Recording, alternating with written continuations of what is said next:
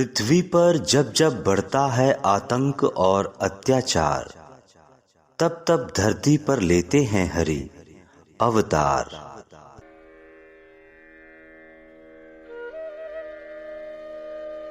द्वापर युग में जब राक्षसों और क्रूर राजाओं का शासन था, तब वहां की प्रजा और ऋषि मुनि उनसे त्रस्त थे। यह देख ब्रह्मा जी भगवान विष्णु के पास पहुंचे। तब भगवान विष्णु ने कहा, मर्यादा पुरुषोत्तम रघुवर दशरथ अजर बिहारी थे, तुम स्वयं जानते हो उनको। वे 12 कला के अवतारी थे। उनके अतिरिक्त पूरे जगत में सारे अवतार अधूरे हैं। अवतरित हो रहा कृष्ण रूप में जो 16 कला से पूरे हैं। हम श्री कृष्ण लीला का आरंभ मथुरा नगरी से करेंगे, जहां यदुवंशी राजा शूरसेन के पुत्र वसुदेव का विवाह मथुरा के राजा उग्रसेन के छोटे भाई देवक की पुत्री देवकी के साथ हो रहा है। महाराज उग्रसेन का ज्येष्ठ पुत्र कंस यद्यपि दुष्ट प्रवृत्ति का था, किंतु वो अपनी चचेरी बहन देवकी को अत्यधिक प्रेम करता था। तो आइए मैं आपको मथुरा लिए चलता हूं, जहां देवकी को विवाह के उपरांत विदा किया जा रहा है। चलो देवकी, आज मैं स्वयं तुम्हारे रथ का सारथी बनूंगा और तुम्हें तुम्हारे घर तक विदा करके आऊंगा।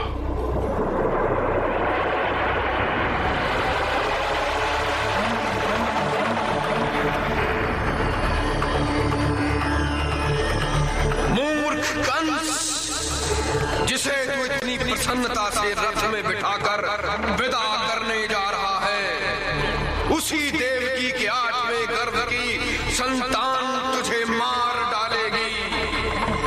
इसका 8वां गर्भ तेरा काल होगा।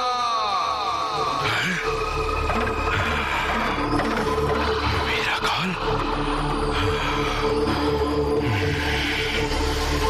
देवकी का 8वां गर्भ मेरा काल होगा? नहीं नहीं नहीं, कंस का काल ना तो आज तक पैदा हुआ है और ना कभी होगा। मैं अपनी मृत्यु के मूल कारण को ही ध्वस्त कर दूंगा। ना रहेगी देवकी और ना होगा मेरा काल। देवकी, तू अब जीवित नहीं रह सकती। हाँ, वसुदेव, देवकी को मुझे सौंप दो और चुपचाप यहां से चले जाओ। युवराज कंस, ये मत भूलिए कि ये मेरी पत्नी है। अभी कुछ देर पहले मैंने अग्नि के समक्ष जीवन भर इसकी रक्षा करने का वचन लिया है। मैं अपने प्राण देकर भी इस धर्म की रक्षा करूंगा। आप जो करने जा रहे हैं वो पाप है। आप जैसे शूरवीर को ऐसा जघन्य अपराध शोभा नहीं देता। आपने देवताओं को भी अपने बल से पराजित किया है, तो फिर एक स्त्री का वध करके क्यों अपनी वीरता पर ऐसा कलंक लगाना चाहते हैं जिससे आपकी लोक निंदा हो? मुझे लोक निंदा का कोई भय नहीं। कंस किसी से भयभीत नहीं होता। तो फिर देवकी से भयभीत क्यों हो? परंतु इसकी संतान, क्या तुमने आकाशवाणी नहीं सुनी? सुनी है, इसीलिए कह रहा हूं। आकाशवाणी के अनुसार आपको देवकी से तो कोई भय नहीं है। अब रही इसकी 8वीं संतान, तो मैं आपको वचन देता हूं कि 8वीं संतान तो क्या, प्रत्येक संतान को जन्म लेते ही मैं स्वयं आपको सौंप दूंगा। बस अब आप देवकी को छोड़ दीजिए, देवकी को छोड़ दीजिए युवराज। ठीक है, परंतु तब तक तुम्हें मेरा बंदी बनकर रहना होगा। सैनिकों, बंदी बना लो इन्हें और कारागार में डाल दो। देख लूंगा अब कहां बचता है मेरे जाल से। खींच लाऊंगा पकड़कर आकाश से, पाताल से।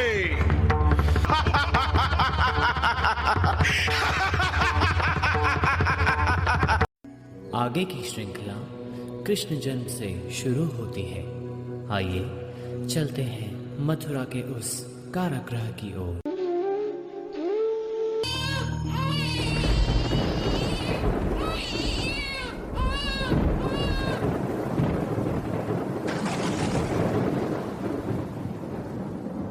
कृष्ण पक्ष की अष्टमी अर्धरात्रि बुधवार, कारागृह में कंस के भयो कृष्ण अवतार, भयो कृष्ण अवतार।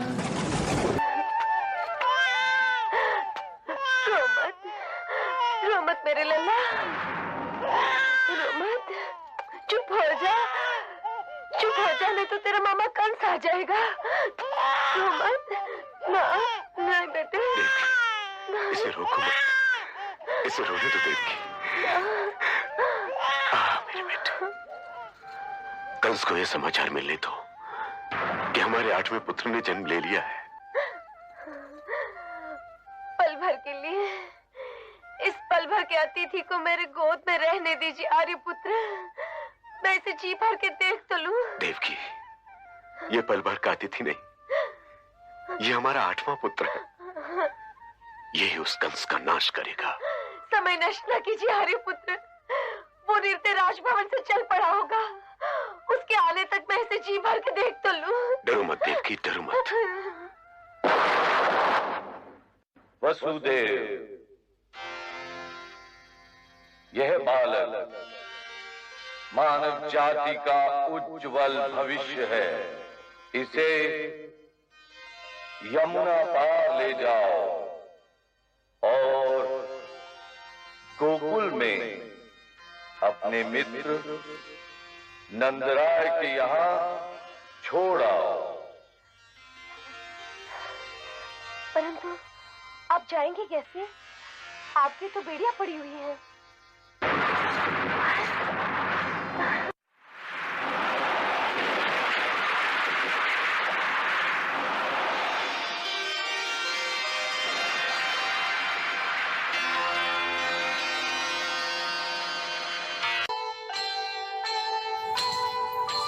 कृष्ण पक्ष की अष्टमी अर्धरात्रि बुधवार, कारागृह में कंस के भयो कृष्ण अवतार।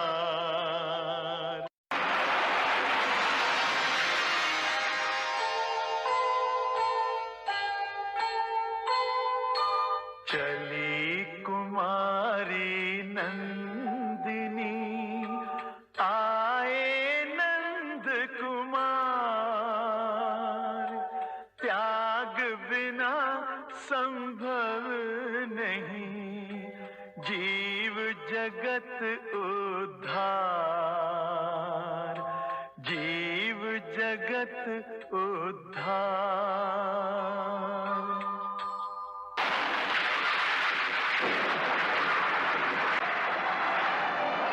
अब वासुदेव गोकुल में नंदराय के घर कृष्ण को छोड़कर उनकी नवजात पुत्री को अपने साथ लेकर आते हैं। आ गया, कितना विलंब कर दिया। इस बच्ची से अधिक मन ना करो देवकी, क्योंकि जैसे ही कंस को इसके जन्म का समाचार मिलेगा वैसे ही वो। नहीं नहीं नहीं, ऐसा मत कहिए, ऐसा मत कहिए। क्या कहा इतना भी नहीं समझेंगे कि एक अबोध कन्या उनका काल कैसे हो सकती है।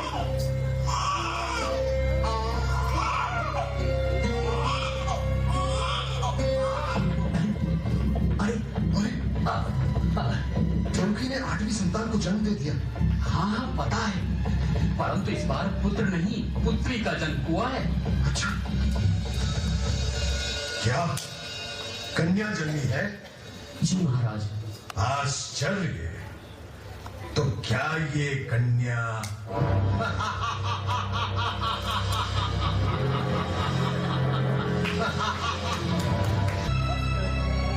अपने 6 नवजात भांजों की हत्या करते हुए जब कंस के हाथ नहीं कांपे तो इसे कैसे जीवित छोड़ देगा, जबकि इसी 8वीं संतान की परीक्षा थी उसे। परंतु ये भी तो सोचिए, ये पुत्र नहीं पुत्री है। पुत्री हो या पुत्र, मैं किसी को नहीं छोड़ूंगा। विष्णु के माया जाल में कंस नहीं फंसेगा। मुझे मेरा काम। अत्याचार मत करो भैया,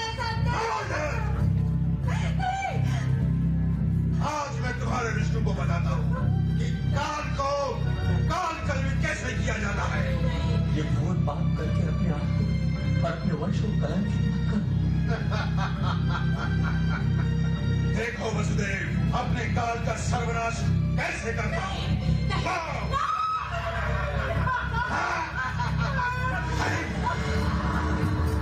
ये क्या माया है? माया नहीं, तेरी नियति है। कौन हो तुम? मैं हूँ योग माया।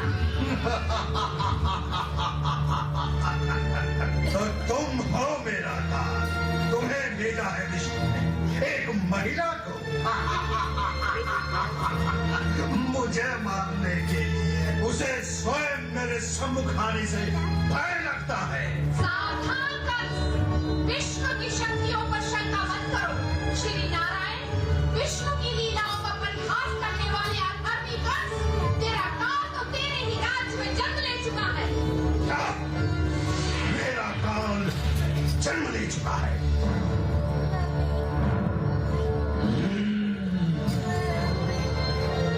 वहां गोकुल में सभी को खबर हो जाती है कि हमारे मुखिया नंदराय जी के घर पुत्र ने जन्म लिया है।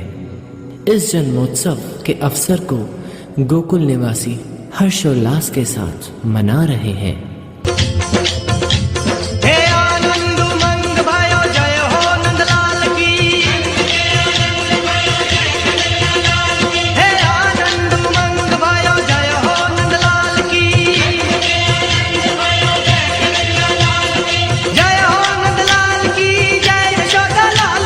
श्री कृष्ण जन्मोत्सव पर गोकुल वासियों के साथ साथ आकाश में गंधर्व और देवगण भी नृत्य करके प्रसन्न हो रहे थे, क्योंकि वे जानते थे कि पाप का अंत करने वाले श्री भगवान का अवतार हो चुका था।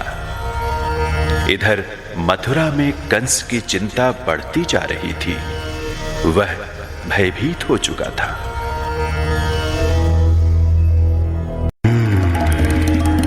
हमारे सभी मायावी राक्षसों को चारों दिशाओं में फैला दो और उनसे कहो कि जहां भी उन्हें नवजात शिशु दिखाई दे उसे वही समाप्त कर दे। हाँ, वही। किंतु नंद के घर हम पूतना को भेजेंगे। वो कोई भी रूप धारण कर सकती है। आकाश मार्ग से जा सकती है और उसे छोटे बालकों का रक्त पीना अत्यंत रुचिकर लगता है। हाँ।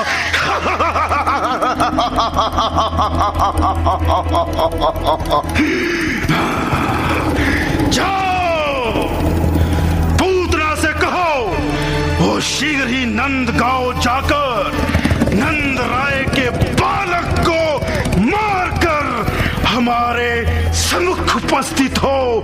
जाओ।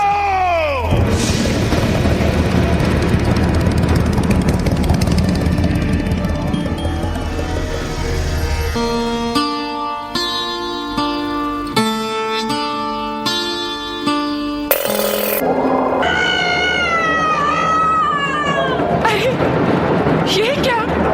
हाय मैं मर गई। ये तो कोई राक्षसी है।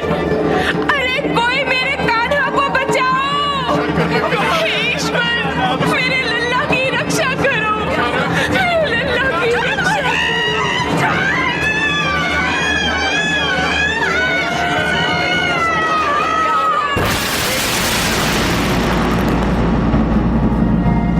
यशोदा मैया, ओ यशोदा मैया, उठो। देखो तुहार कान्हा तो बिल्कुल ठीक है, कान्हा को कुछ नहीं हुआ। उठो यशोदा मैया, उठो। लो अपने लल्ला को संभालो। मेरा बच्चा, मेरा लाल, मेरा कन्हैया, मेरा बच्चा। तू ठीक तो है ना? तुझे कुछ हुआ तो नहीं? हे ईश्वर, तेरा लाख लाख शुक्र है जो तूने मेरे बच्चे की रक्षा की। मेरा बच्चा, मेरा लाल, मेरा कन्हैया, हे ईश्वर। अरे यशोदा मैया, तेरा कन्हैया तो बड़ा चमत्कारी है। इसने इतनी भयंकर राक्षसी को मार गिराया। चुप हो जाओ, मेरे लल्ला को नजर मत लगाओ। हाँ, मेरा लाल, मेरा कृष्णा, मेरा कन्हैया, मेरा लाल।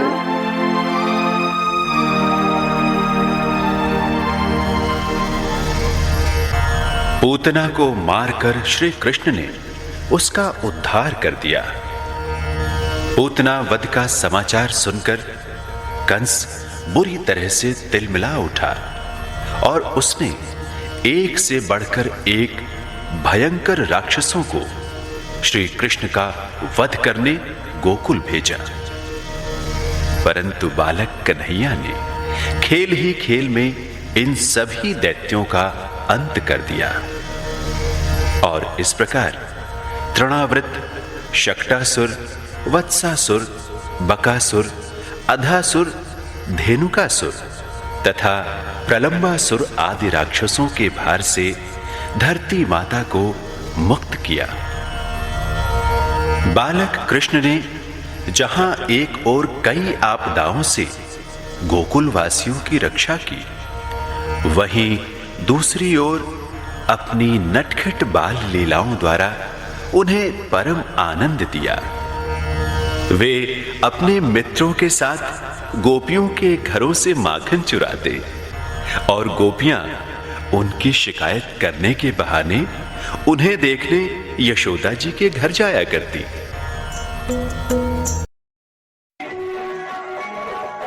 आज तो कान्हा घाट की ओर आया ही नहीं। एक बार देखे बिना दिनचर्या आरंभ करने को जी ही नहीं चाहता। न स्नान करने को जी चाहता, न मंदिर में जल चढ़ाने को जी चाहता। सखी, धीरज क्यों छोड़ती हो? देखो, छोटे घाट पर उसके सखा उसकी प्रतीक्षा कर रहे हैं। वो रोज उनके लिए किसी न किसी घर से माखन चुरा कर अवश्य लाता है। हमारे घर आज 2 दिन से वो माखन चुराया ही नहीं। उसे माखन मिश्री अच्छा लगता है ना? देखो देखो सखी, कान्हा आ रहा है। चलो हम सब छिपके देखते हैं आज वो क्या करता है। अगर आज वो माखन चोरी करेगा तो उसे पकड़कर हम सब लोग यशोदा माँ के पास ले जाएंगे और उसे जरूर डांट खिलाएंगे। हाँ, पकड़ लेंगे। अरे कान्हा, तुम क्या करने जा रही हो? कुछ नहीं भैया, कुछ नहीं। मैं तो माखन देखने जा रहा हूँ। अच्छा, माखन देखने जा रहे हो या खाने जा रहे हो? मैं माखन देखने जा रहा हूँ। अगर अच्छा लगा तो थोड़ा सा खा भी लूँगा।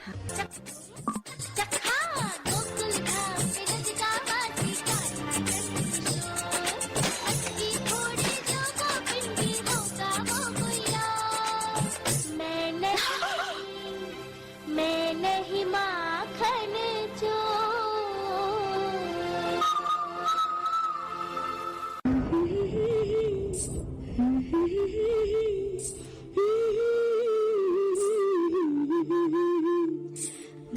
कन्हैया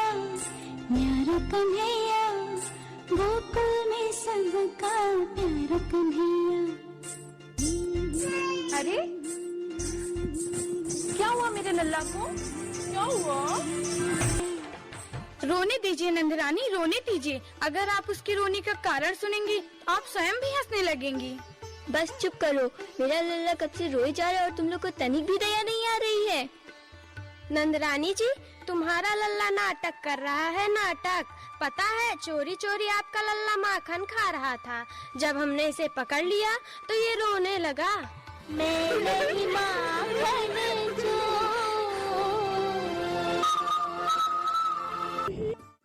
तुम सब लोग खेल रहे हो, मुझे भी गेंद दे दो। नहीं नहीं, हम नहीं देंगे। देखो कान्हा, मुझे कोई गेंद नहीं दे रहा है। मैं दूंगा, परंतु उसे रोक लेना। अवश्य रोकूंगा।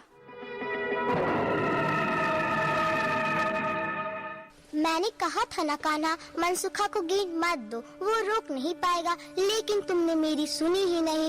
अब गेंद नदी में चली गई। मनसुखा से कहो वो नदी में से गेंद निकाल कर लाए। अरे नहीं नहीं, मनसुखा को क्यों, वो तो बेचारा डूब जाएगा। अच्छा कान्हा, अब तुम ही नदी से गेंद निकाल कर लाओ। अच्छा ठीक है, मैं लेकर आता हूँ। रुक जाओ छोटे मुखिया, रुक जाओ। लल्ला जी, भगवान के लिए रुक जाओ, नदी में मत जाओ। नदी में ही तो जा रहा हूँ। क्या कहा? नदी में कूदोगे? क्यों? नहीं, नदी में हमारी गेंद गिर गई है, उसे लेने जा रहा हूँ। अरे लल्ला, तुम कुछ नहीं जानते हो, ये कालिया दह है। इसमें महाभयंकर सर्पों का राजा कालिया नाग रहता है। अरे कान्हा, तुम आ जाओ, हमें गेंद नहीं चाहिए। तुम्हारा सेनापति किसी नाग की वैसे आने वाला नहीं है। देखते जाओ मैं करता क्या हूँ। नहीं नहीं कान्हा, मत जाओ।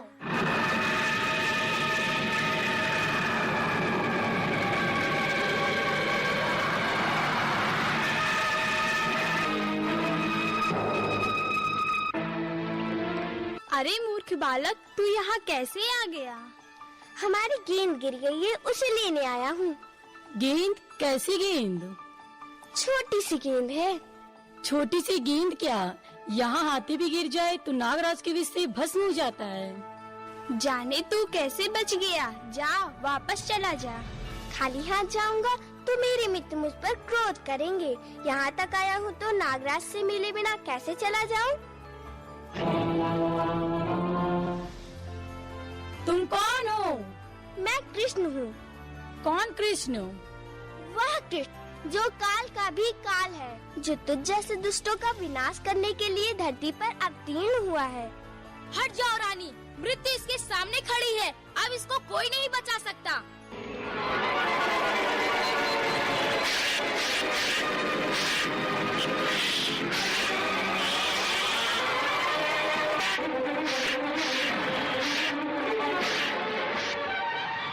क्षमा करें भगवान, मैं आपके शरण में आ गया हूँ।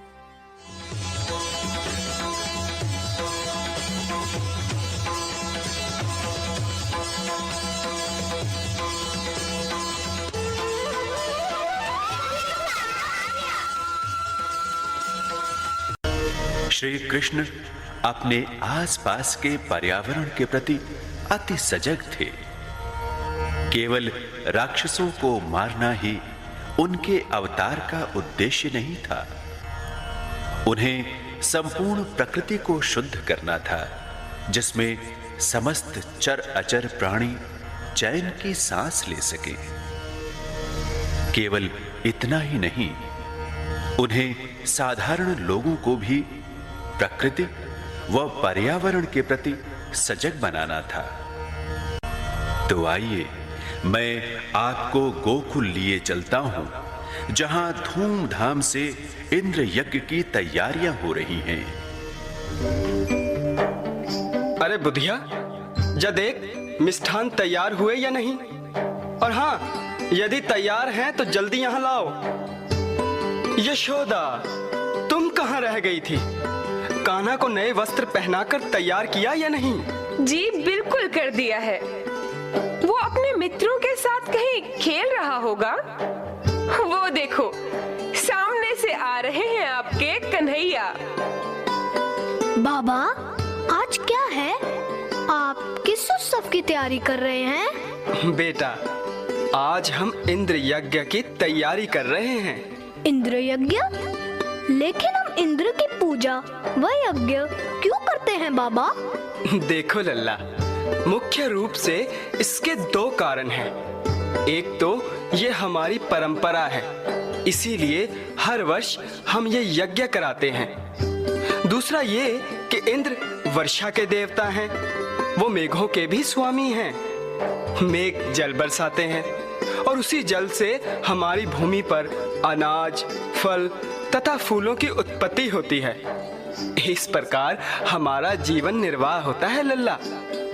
इसीलिए वर्षा ऋतु के आने से पहले हम इंद्र देव की पूजा करके उन्हें प्रसन्न करते हैं। अच्छा, और यदि हमने उनकी पूजा ना की तो क्या वे क्रोधित हो जाएंगे? हो सकता है, और यदि वो क्रोध में आ गए तो उनकी आज्ञा से सब बादल आकाश छोड़कर चले जाएंगे। लेकिन यह तो गलत बात है बाबा। इसका अर्थ तो ये हुआ कि इंद्र एक निर्दयी देवता हैं। नहीं नहीं लल्ला, देवताओं के बारे में ऐसी बात नहीं करते। देखिए बाबा, आपने अभी अभी बताया कि इंद्र वर्षा के देवता हैं, अर्थात वर्षा करना उनका कर्तव्य है। चाहे उनकी पूजा हो या ना हो, वे अपने कर्तव्य का पालन ठीक तरह से करता रहे। इसीलिए उसे सभी प्रकार की सुविधाओं से संपन्न स्वर्ग का राजा बनाया गया है। तो फिर उसे क्रोधित होने का क्या अधिकार है बाबा? मेरे विचार से तो हम ग्वालों की आजीविका चलाने वाला वो घमंडी इंद्र नहीं बल्कि गौ माता है, क्योंकि गाय के दूध से उत्पन्न दही व माखन बेचकर ही हम अपना निर्वाह करते हैं और पर्वतराज गोवर्धन हमारी गौओं को चारा व जल उपलब्ध करवाते हैं, तो वे भी हमारे पूज्य हुए। इसीलिए हमें उस घमंडी इंद्र की नहीं बल्कि गौ माता व गोवर्धन पर्वत की पूजा करनी चाहिए। किंतु लल्ला। किंतु परंतु कुछ नहीं बाबा, इस वर्ष हम पर्वतराज गोवर्धन की ही पूजा करेंगे, बस। हाँ नंद बाबा, कन्हैया ठीक कहता है, हमें गाय और गोवर्धन की ही पूजा करनी चाहिए। तो ठीक है, आज हम गाय और गिरिराज गोवर्धन की ही पूजा करेंगे। गिरिराज गोवर्धन की जय, गिरिराज गोवर्धन की जय, गौ माता की जय, गौ माता की जय, गिरिराज गोवर्धन की जय, गौ माता की जय, गिरिराज गोवर्धन की जय, गौ माता की जय, गौ माता की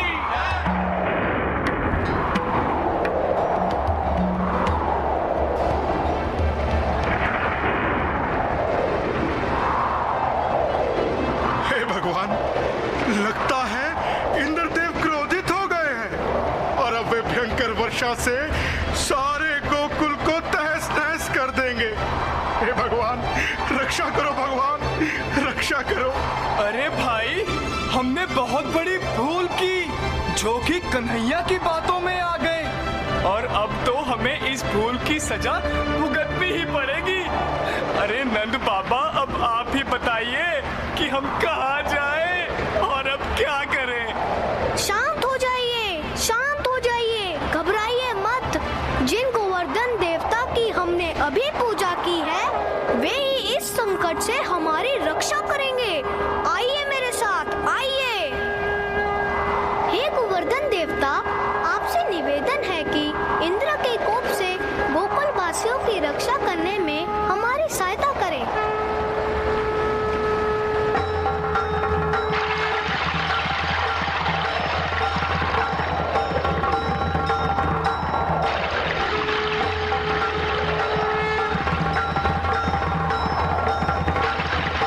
अरे देखो, ये कैसा चमत्कार है। कन्हैया ने एक उंगली पर गोवर्धन पर्वत उठा दिया।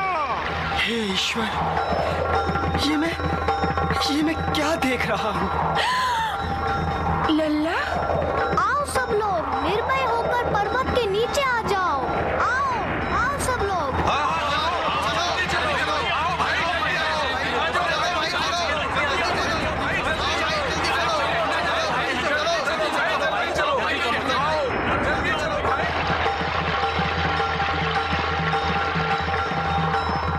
देखो देखो, इंद्र अपने कन्हैया से हार गया। हमारे कान्हा ने उसका घमंड चूर चूर कर दिया। बोल कृष्ण भगवान की जय। सर्वेश्वर श्री कृष्ण की प्रत्येक लीला में कोई न कोई लोक कल्याणकारी संदेश निहित रहता है। अभी उन्हें बहुत कुछ करना बाकी था। इस सोए हुए समाज को गहरी नींद से जगाना बाकी था। समाज में भरी घृणा को मिटाकर प्रेम का संदेश देना बाकी था। ऐसा प्रेम जो दिव्य हो, ऐसा प्रेम जिसमें वासना का कोई स्थान ना हो। इसी अलौकिक प्रेम का संदेश देने हेतु प्रभु ने वृंदावन में रासलीला की। राधा तथा कृष्ण ने ब्रज में अनेक सुमधुर लीलाएं की, जैसे कि देखो, आज फिर से हमारी मटकी टूटी हुई है। यह जरूर उस नटखट कान्हा की ही शरारत है। चलो, आज हम सब जाकर उसकी शिकायत यशोदा मैया से करते हैं। हाँ हाँ, चलो। यशोदा मैया, यशोदा मैया, अरे ओ यशोदा मैया, क्या हुआ? देखो आपके कान्हा ने क्या किया है। आज फिर से उसने हमारी मटकी तोड़ी और सारा माखन चुरा लिया। क्या कान्हा ने माखन चुराया? परंतु वह तो प्रातः काल से यही है। कान्हा, अरे ओ कान्हा। हाँ मैया। क्या तूने इनका माखन चुराया? मैंने और इनका माखन चुराया? आपके हाथों से बना स्वादिष्ट माखन छोड़कर मैं क्यों इनका माखन चुराने लगा? नहीं मैया, ये झूठ बोलता है। कल इसने विशाखा की भी मटकी चुराई थी। क्या राधा, मैं झूठ बोल रहा हूँ? कृष्णा,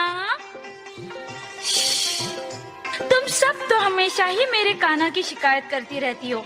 क्या हमारे घर में माखन की कोई कमी है जो मेरा लाला तुम्हारे हाथों से बना माखन चुराए? ठीक है मैया, अब तो हम तेरे लाला को रंगे हाथ पकड़ कर ही तेरे पास लाएंगे।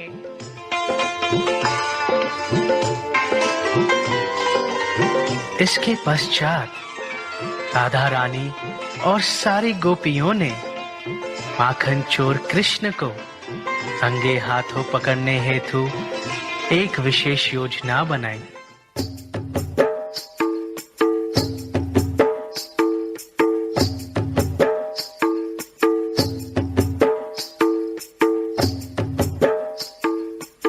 माखन कहाँ है?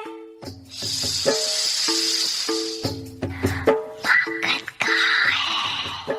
वो रहा। चलो चलो चलो चलो चलो चलो।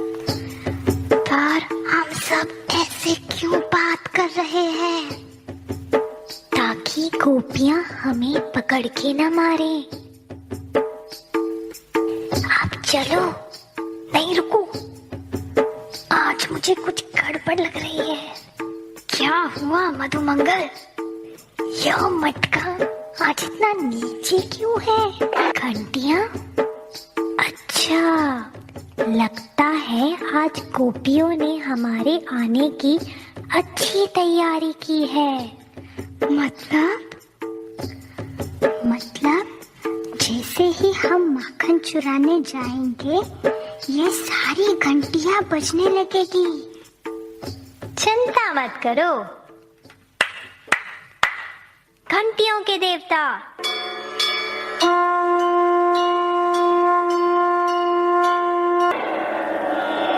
प्रणाम प्रभु। प्रणाम प्रभु। हम माखन चुराने जा रहे हैं। कुछ भी हो, बचना मत। जो आज्ञा प्रभु।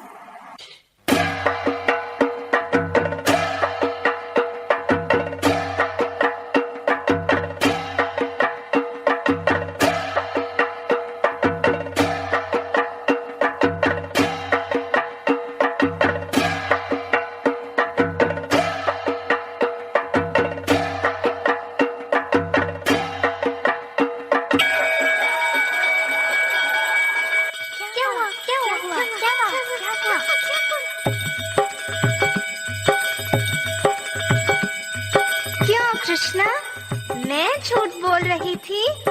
आज तो हमने तुम्हें रंगे हाथ पकड़ ही लिया, अब पड़ेगी तुम्हें यशोदा मैया से। घंटी देव। आज्ञा प्रभु। आज्ञा? मैंने तुमसे कहा था ना बजना मत, तुम बजे क्यों?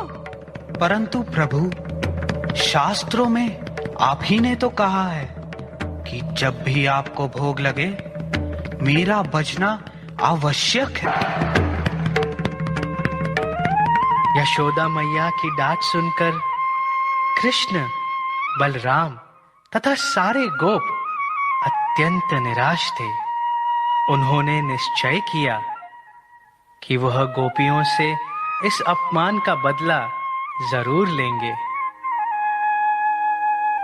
कृष्णा, अब हमें माखन नहीं मिलेगा। कैसे मिलेगा? हमारी तो चोरी पकड़ी गई ना। उन गोपियों ने तो हमारा बुरा हाल कर दिया। नहीं मित्रों, ऐसा तुमसे किसने कहा? वो रहा हमारा माखन।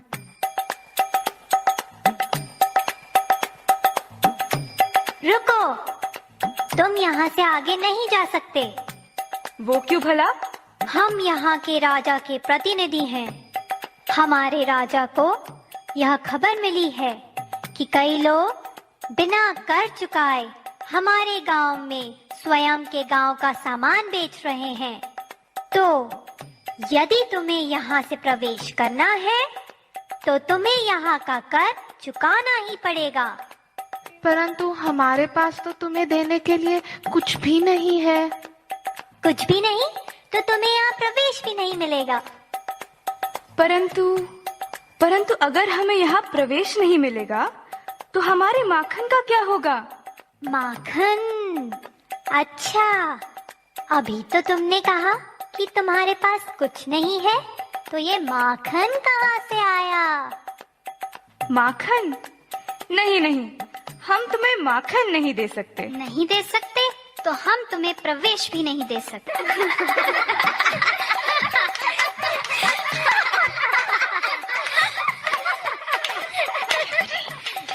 क्या करें? कर दे।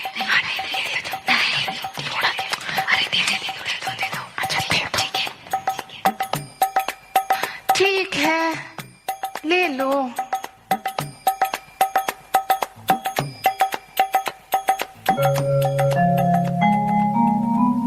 इस तरह कृष्ण और उनके सखाओं ने माखन प्राप्त करने की नई योजना बनाई। परंतु उस ओर राधा रानी और उनकी गोपियों ने अपनी अलग ही योजना बना रखी थी।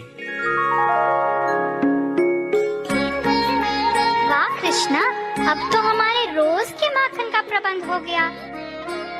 कृष्णा, मुझे तो बहुत भूख लगी है। रुको मधुमंगल, माखन आता ही होगा। वो रहा माखन। आज तो केवल 2 ही गोपियां हैं, परंतु माखन तो काफी सारा दिख रहा है। चलो चलो।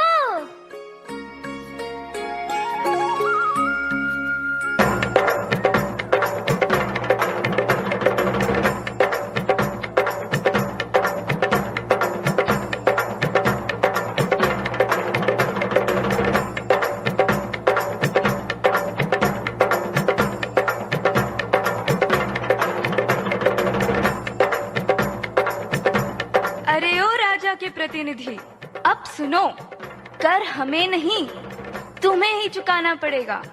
क्योंकि तुम्हारी ही सारी गैया हमारे ब्रज की कोमल घास खाती हैं, और अगर तुम्हें और तुम्हारे सारे मित्रों को इन रस्सियों से छुटकारा पाना है तो तुम्हें संपूर्ण ब्रज में जाकर घोषित करना होगा कि वृंदावन की रानी है श्रीमती राधा रानी।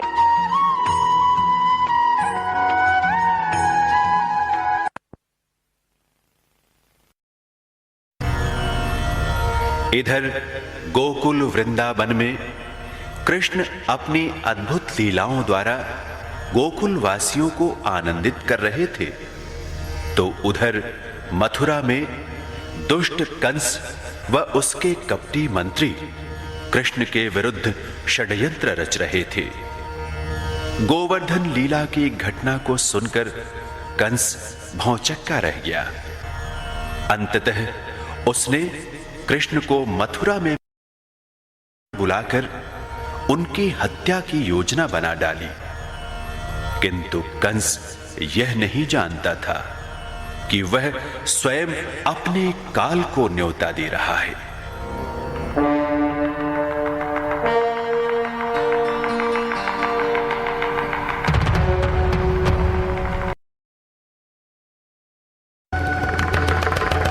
हम अक्रूर को ही गोकुल भेजेंगे। यदि प्रभु की यही इच्छा है कि आपकी और कृष्ण की मुलाकात हो जाए तो ठीक है, मैं आपका न्योता लेकर गोकुल जाऊंगा और उन्हें अवश्य अपने साथ लेकर यहां आऊंगा। जानवर, तुम उत्सव की तैयारियां शुरू करो और अपने पहलवानों मस्तिष्क, शल और तौशल को भी कहो कि अपनी पूरी तैयारी के साथ मैदान में आए। पूरी तैयारी के साथ। जो आज्ञा महाराज। इस बार वो मेरे हाथों से बच नहीं पाएगा।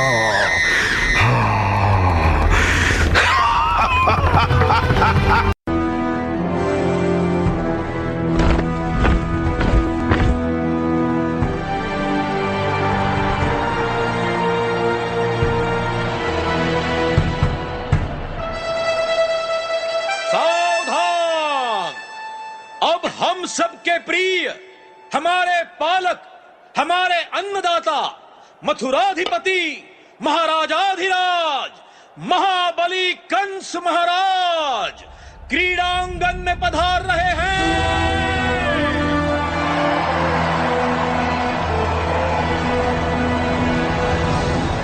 और अब इस प्रतियोगिता के मुख्य अतिथि देवकी और वसुदेव के पुत्र कृष्ण और बलराम क्रीड़ांगन में पधार रहे हैं।